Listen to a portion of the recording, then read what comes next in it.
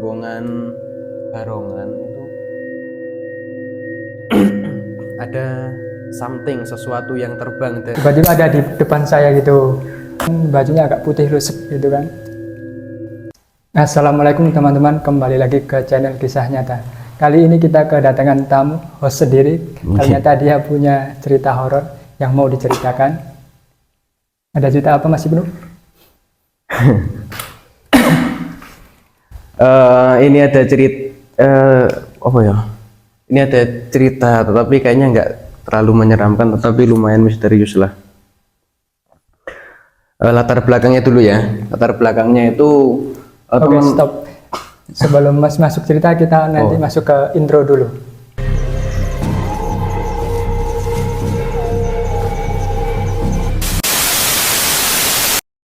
Oke. Bagi teman-teman yang kiranya tahu ada di Jawa Tengah itu ada kabupaten namanya Pati. Nah, di salah satu kecamatan, salah satu desa di Pati itu di lereng Gunung lereng Gunung Muria. Ya. Ini latar belakangnya dulu ya teman-teman ya. Jadi di lereng Gunung Muria itu ada spesifik di Desa Gunung Sari itu ada tradisi secara gitu ya? Secara turun temurun yang dilakukan setiap bulan Suro. Jadi tradisi itu sebenarnya tradisi itu berlangsung selama 1 minggu dan ditutup dengan parade arak-arakan menggunakan oncor dan barongan Jowo, kayak barong Bali tapi barongan Jowo.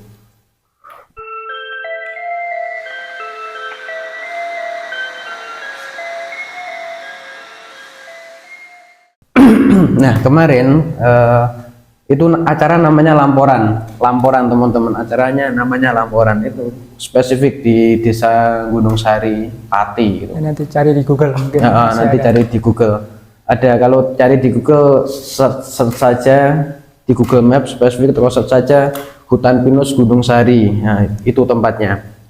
Itu kemarin ada acara lamporan yang dianusar selama seminggu. Acaranya itu lamporan itu sebenarnya adalah acara bersih-bersih desa, acara mengusir makhluk halus.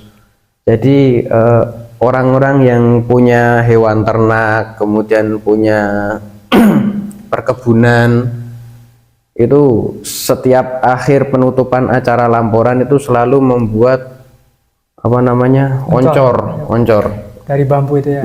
Dari bambu. Nah, orang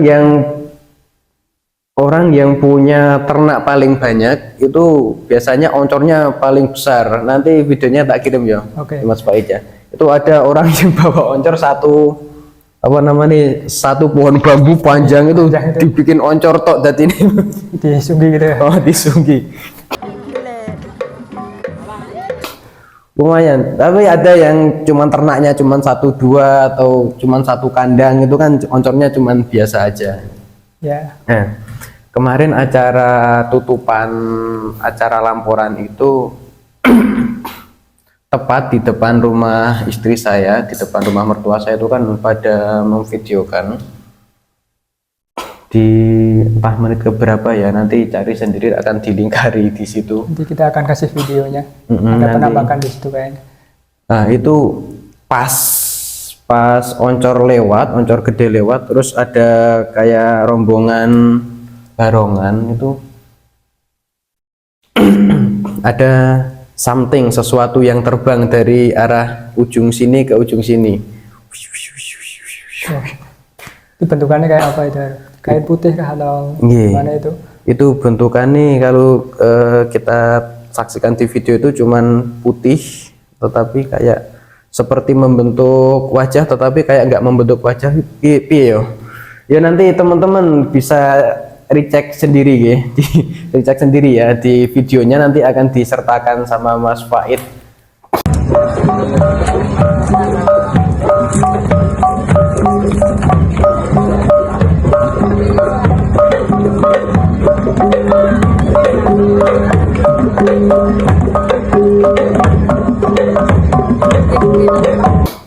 Itu sebenarnya kalau dibilang misteri, ya misterius. Tapi kalau dibilang sesuatu yang normal, ya nggak tahu juga ya. Abnormal juga mungkin.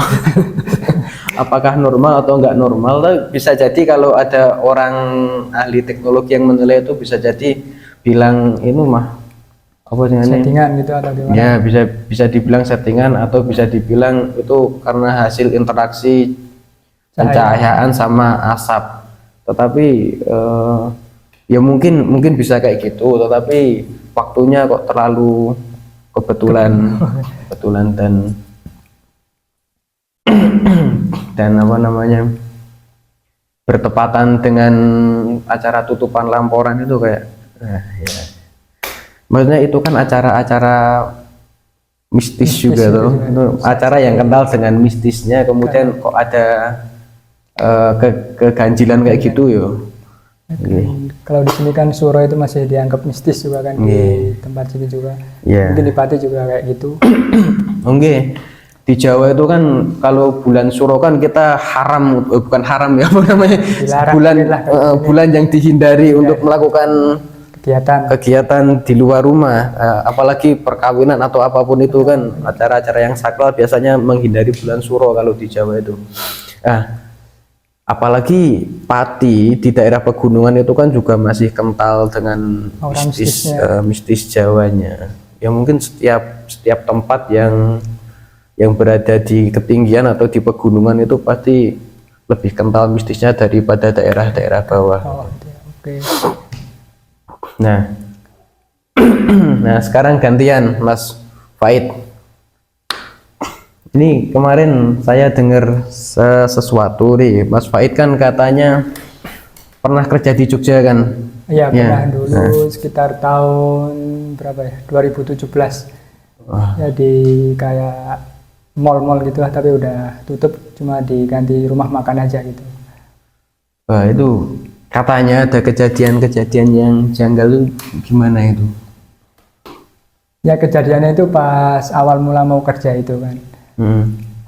Kalau di sana kan itu masih banyak mes. Kalau di saya itu masih tempat kerja saya itu ada mesnya. Nah terus itu kan saya memanfaatkan itu untuk tidur daripada ngekos kan bayar. Nah, ternyata yang mesnya itu dekat sama kuburan itu. Di mana Mas? Boleh tahu lokasinya? Lokasinya ya di Jalan Jogja Magelang. Tapi saya nggak sebut namanya nanti enggak. Ya di Jogja. Oh kisi-kisinya Jogja Magelang teman-teman. Jogja Magelang. Daerah Jogja Magelang. Dekat lampu merah lah gitu. Ya, cari saja sendiri nanti. Jalan Jogja Magelang dekat lampu merah. Udah arah kota, arah sudah masuk kota. Ya sudah arah masuk kota ya, berarti ya bisa dibayangkan dari Jombor sampai atau Jalan Magelang ke TVRI ya. Masih. Ya masih. Jauh lah. Jauh. Ya awal mulanya kan itu saya ada mes itu ada sekitar 3 kamar. Jadi tempat tidurnya itu di bawah sama di atas itu. Nah, kan saya berangkat dari Magelang ke Jogja itu sekitar pukul 5 sore. Sampai sana kan sekitar kurang lebih jam 6 lah gitu. Saya beres-beres, masukin baju ke lemari, istirahat, terus jam 7 itu beli makan. Tapi pas itu masih banyak orang, masih belum pada kerja semua, kan ada yang masuk malam juga gitu kan. Nah, ternyata di situ saya kecapean, itu ketiduran sekitar jam 8, ketiduran. Bangun-bangun itu sekitar jam 1:30. Wah ya, tengah malam berarti hitungannya ya. Nah pas bangun itu kan, saya bangun baru matanya baru melek lah gitu lah. Tiba-tiba ada yang kayak orang senandung nyanyi atau nangis lah gitu. Tiba-tiba ada di depan saya gitu. Pas persis waktu tidur bangun persis. Enggak pas di depannya, pas di kayaknya di nindin kaki lah kalau menurut saya itu kan. Kirain kan teman saya, terus saya lihatin lagi kok bentuknya besar, ya badan seperti biasalah kalau kuntilanak itu kan bajunya agak putih lusuk gitu kan. Nah itu kayaknya kuntilanak, soalnya senandung menyanyi, rambutnya sekitar seperut lah, tapi mukanya itu hadap ke membelakangi saya gitu. Rada merinding ya. Itu pengalaman pertama lihat hantu itu di mes itu, di mes itu. Di mes ya. Di mes. Ning apa yang terus setelah melek terus ngeliatin ada satu sosok yang ya dengan tingkah lakunya itu terus gimana? Ya awalnya kan kirain kan temen ya, tapi karena kayaknya kan jam segini kok temen apa nindin kaki saya tapi saya Iseng nggak kerasa banget gitu ya. kan. Ternyata teman saya jadi sebelah saya, terus saya bangunin nggak bangun, saya pukul nggak bangun, terus saya baca-baca kerukupan terus tidur lagi gitu. Terus lap kayak gitu aja. Ya berarti solusinya kalau teman-teman ketindian tidur lagi. Tidur lagi aja gitu. Tapi kan itu bukan ketindian, iya. saya lihat sosoknya langsung. Tapi masih ya masih bisa gerak. Masih bisa gerak, masih bisa mukul teman. Ya itu kasihan temennya juga, tak pukul temen bangun gitu. Pagi-paginya badannya kayak pegel-pegel gitu. Tapi itu ya nggak ada orang lain yang lihatnya. Nggak ada. Nggak ada. Ya? Soalnya gitu tidurnya saya di kamar atas, itu ada 3 orang. Sekamar 3 orang. Enggak, yang paling atas itu untuk tidur 3 orang. Oh. Saya di tengah sendiri, tapi itu saya bangun itu sudah ada di depan kaki saya itu sudah senandung gitu. Terus kadang merintih menangis itu. Ya serem-serem gitu lah. Iya, itu malam pertama itu. Iya, malam bayangin aja teman-teman malam pertama kok ditemenin sama mbak-mbak yang ya udahlah. Nggak usah dijelasin lagi itu. Tapi biasanya nih kalau orang pernah pertama kali datang ke suatu tempat terus melihat sesuatu itu biasanya malam-malam berikutnya kayak terulang lagi Itu kan. Nah, itu terus langsung saya bilang sama yang bawa saya waktu kerja itu, saya langsung bilang saya nggak jadi kerja gitu. Karena ya pengalamannya udah di mes itu kan. Udah serem, langsung dilihatin kayak itu. Ya mungkin perkenalan tapi ya saya nggak mau kenal lah gitu. Itu namanya perkenalan dengan cara yang tidak asik. Ya, baiklah gitulah. Oh, berarti pertama kali masuk kerja, pertama kali datang ke mes, malam pertama tidur di mes, terus ada kejadian itu terus nggak lanjut kerja berarti? Ya lanjut, terus lanjut. Pindah tempat tidurnya, saya dipindahin ke lantai 4. Ya, lantai 4 juga sama, serem-serem gitu, soalnya kan bangunan kayak mall itu udah besar tapi ya udah nggak kepakai yang atas, cuma yang kepakai yang lantai bawah sama lantai kedua. Jadi meskipun dipindah, tadinya lantai 3 ya? Enggak, tadinya di mes di belakang Oh, restoran. mes itu beda tempat sama tempat kerja. Beda, cuma di belakang tempat kerjanya itu. Udah ada restoran, terus di belakang masuk nanti ada mes. Terus? Dipindah ke buat yang saya kerja tapi untuk yang lantai 4-nya, paling pojok. Oke. Jadi begitu datang ke tempat kerja ada seperti itu di mes kayak gitu, kemudian minta berhenti kerja, terus malah dipindah tempat tidurnya. Jadi biar aman lah gitu kan, soalnya udah ketekan kontrak kan. Tapi bayar juga itu. Tapi pindahnya pun dipindah ke tempat yang tidak nggak berkurang kadar seremnya ya, kadar mistis. Ya, agak mistis juga, tapi ada temen lagi kalau situ kan agak rame. Lampunya agak cerah gitu lah, padang. Tapi di tempat yang baru itu ada pernah mengalami kejadian apakah yang lama di mes itu mengikuti atau ada yang mau kenalan lagi nggak di tempat yang baru? Ya kalau awal mula pertama itu aman-aman aja, seminggu 2 minggu, tapi untuk pas minggu ketiga itu kayaknya kan saya tidur sama satpamnya gitu kan, ada satpamnya juga. Itu saya tidur, badan saya itu kayak ditindihin kurang besar, kayak besar sekali. Badan saya nggak kuat lagi, sekitar beberapa 100 kilo ada bila orangnya besar, tapi ya saya nggak berani melek gitu kan. Saya kira itu satpam, ternyata pas saya melek di samping kirinya, ternyata satpamnya ada di samping saya. Terus yang tidurin saya di atas itu siapa itu? Saya nggak berani lihat, soalnya saya langsung keruban sarung itu, pakai sarungnya gitu.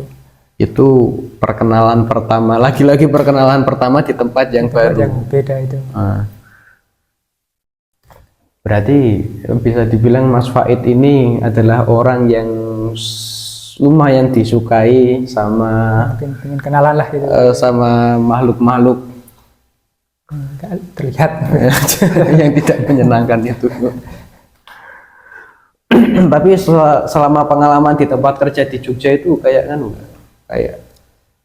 ada lagi gitu nggak? Apa Ya ada lagi tapi cuma nggak sering gitu, cuma kadang yang ngalamin teman, kadang saya gitu, tapi kalau saya itu cuma 2 kali itu.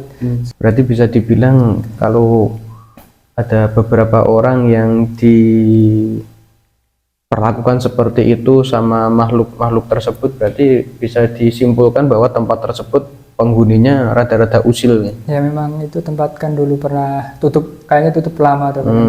Berarti sempat terbengkalai. Ya tapi nggak lama banget, cuma langsung dibuatin rumah makan itu. Terus ada saya cerita dari satpam bawah, kayaknya udah lama kan saya tanya gitu, ada kejadian mistis nggak di lantai bawah kalau pada shift malam gitu kan. Satpamnya itu jawab, ada. Dulu pas tahun berapa gitulah, saya dilihatin sosok pakai daster, tapi dasternya ungu, mukanya hancur sebelah gitu. Ya mungkin sosok kayak Bapak Kunti, tapi mungkin beda seragam atau udah beli yang baju yang baru kan, nggak tahu juga kan. Betul. Tapi lebih dari satu orang yang pernah ngelihat.